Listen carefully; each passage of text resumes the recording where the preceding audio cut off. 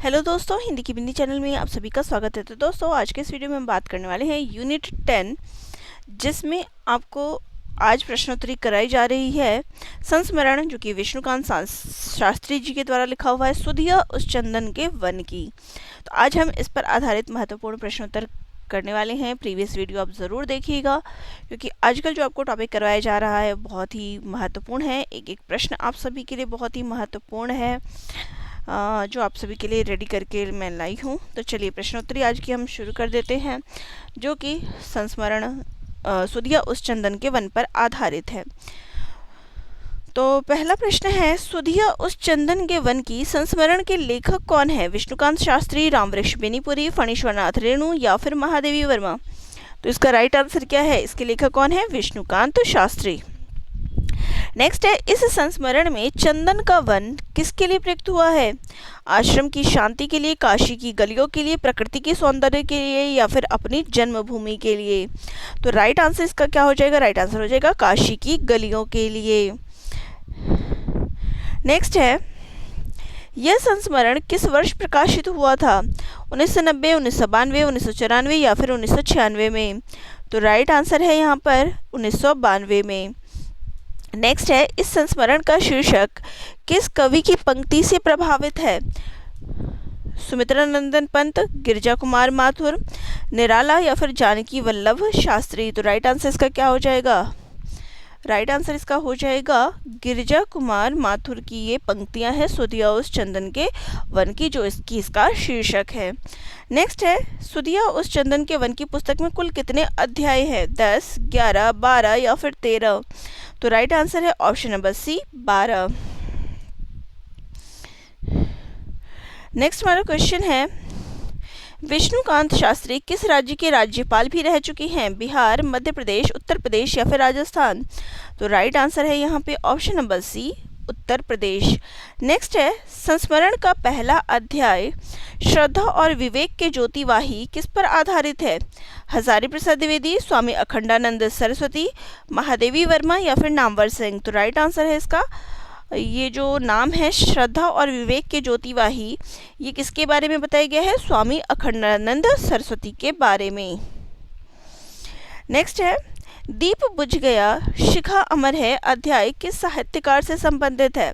अज्ञेय, महादेवी वर्मा, उमाशंकर जोशी या फिर निराला? तो राइट आंसर क्या है इसका? राइट आंसर है option number B, Mahadevi Verma. Next है, आलोक हुआ अपनापन अध्याय में किसके व्यक्तित्व का वर्णन है? हजारी प्रसाद द्विवेदी, अज्ञेय, देवेंद्रनाथ शर्मा या फिर विष्णु प्रभाकर? तो राइट आंसर है आलोक हुआ अपनापन, ये किस पर आधारित है? अज्ञेय जी पर।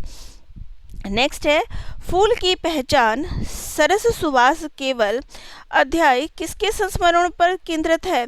जानकी वल्लभ शास्त्री, हजारी प्रसाद द्विवेदी, पंत या फिर नामवर सिंह? तो राइट आंसर इसका हजारी प्रसाद द्विवेदी पर ये आधारित है। नेक्स्ट है, शास्त्री जी ने अपने पिता पर कौन सा अध्याय लिखा है? खंड खंड फिर भी अखंड, पास रहते हुए भी दूर मेरे पिता, रणनीति की वरीयता या फिर विधायक की आत्मा? तो राइट आंसर है यहाँ पर ऑप्शन नंबर बी, पास रहते हुए भी दूर मेरे पिता। ठीक है। नेक्स्ट है, वाग्मी विद्वता की साकार मूर्ति किसे कहा गया है? उमाशंकर जोशी को, विष्णु प्रभाकर को, नामवर सिंह को या फिर देवेंद्रनाथ शर्मा को? तो राइट आंसर है option number D, Devendranath Sharma को। नेक्स्ट है, रणनीति की वरीयता अध्याय किससे संबंधित है? अज्ञेय, नामवर सिंह, उमाशंकर जोशी या फिर राजेंद्र यादव? तो राइट आंसर है रणनीति की वरीयता, ये किस पर आधारित है? नामवर सिंह पर। नेक्स्ट है, विष्णुकांत शास्त्री ने भारतीय साहित्य के प्रज्ञा पुरुष किसे माना है? निराला को, उमाशंकर जोशी को, हजारी प्रसाद द्विवेदी या फिर अज्ञेय जी को? तो राइट आंसर है option number B, Umashankar Joshi को। नेक्स्ट है, संस्मरण का अंतिम अध्याय 12वां अध्याय कौन सा है? भागवत भूमि उत्तर यात्रा या फिर पीढ़ियों से बिछड़े भाइयों के बीच चंद रोज, विधायक की यातना या फिर रणनीति की वरीयता? तो राइट आंसर है लास्ट अध्याय, जो इसका अंतिम अध्याय है वो है पीढ़ियों से बिछड़े भाइयों के बीच चंद रोज। नेक्स्ट है, खंड खंड फिर भी अखंड शीर्षक किसके लिए प्रयुक्त हुआ है?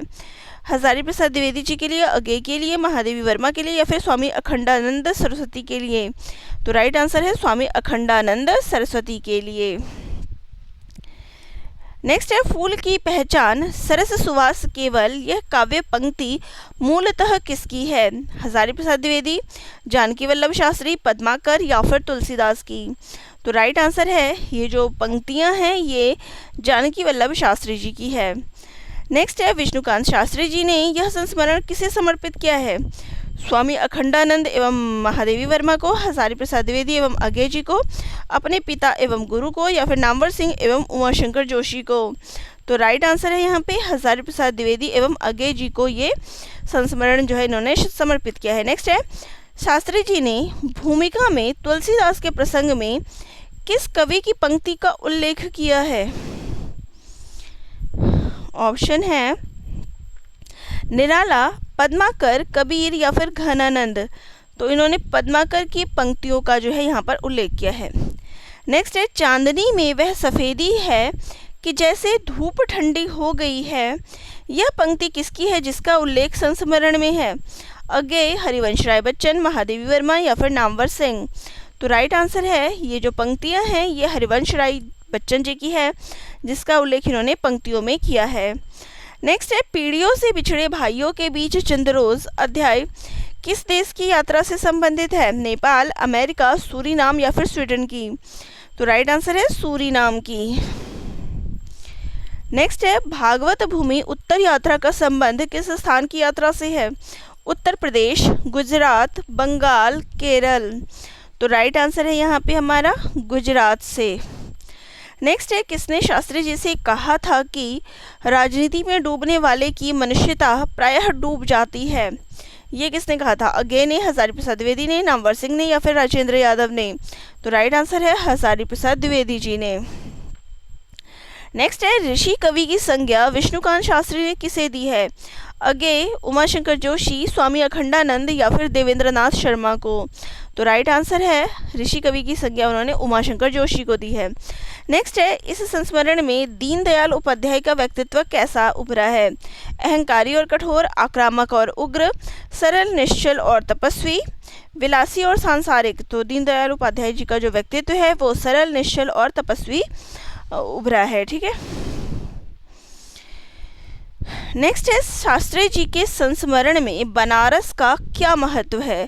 वहाँ उन्होंने पढ़ाई नहीं की, वहाँ उनकी साहित्यिक और वैचारिक चेतना का केंद्र, वह उनकी साहित्यिक और वैचारिक चेतना का केंद्र है, वहाँ वे कभी नहीं रहे, या फिर वह उनके जन्म की जगह है? तो बनारस का उन्होंने क्या महत्व बताया है कि वह उनकी साहित्यिक और वैचारिक चेतना का केंद्र है। नेक्स्ट है, दीनदयाल उपाध्याय के प्रति शास्त्री जी का व्यवहार या फिर शास्त्री जी का भाव कैसा है?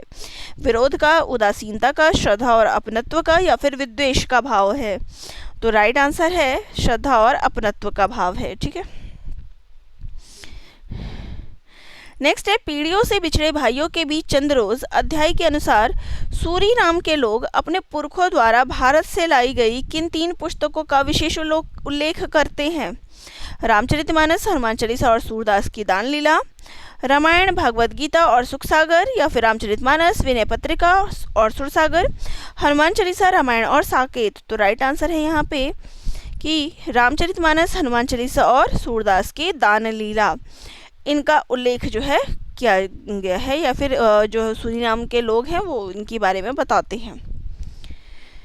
नेक्स्ट है, अगे ने विष्णुकांत शास्त्री के एक भाषण के बाद उनकी तुलना किस साहित्यकार से करते हुए कहा था कि आप कब से उनकी तरह नाम की तालिका से काम चलाने लगे?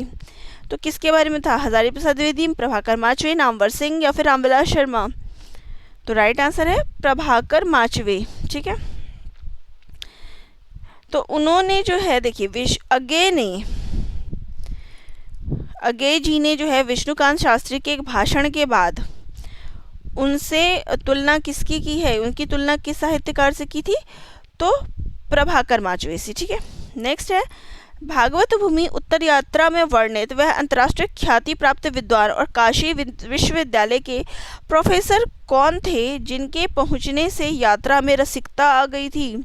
राय आनंद कृष्ण यानी राजा भैया, रमेश चंद्र शाह, जदूलाल मेहता या फिर सदानंद सिंह। तो राइट आंसर क्या है? कौन आ गया था वहाँ पे? वहाँ पे आ गए थे राय आनंद कृष्ण यानी राजा भैया। ठीक है, तो ये थी हमारी प्रश्नोत्तरी जो कि विष्णुकांत शास्त्री कृत सुधिया उस चंदन के वन की पर आधारित थी। तो आप सभी को प्रश्नोत्तरी कैसी लगी कमेंट बॉक्स में कमेंट करिएगा। वीडियो अच्छी लगी चैनल को लाइक शेयर सब्सक्राइब करिएगा। ये नोट्स आपको चाहिए तो मुझे कमेंट भी करिएगा ताकि मैं इसका आगे का प्रोसेस आप सभी को बता सकूँ। तो मिलते हैं नेक्स्ट वीडियो में।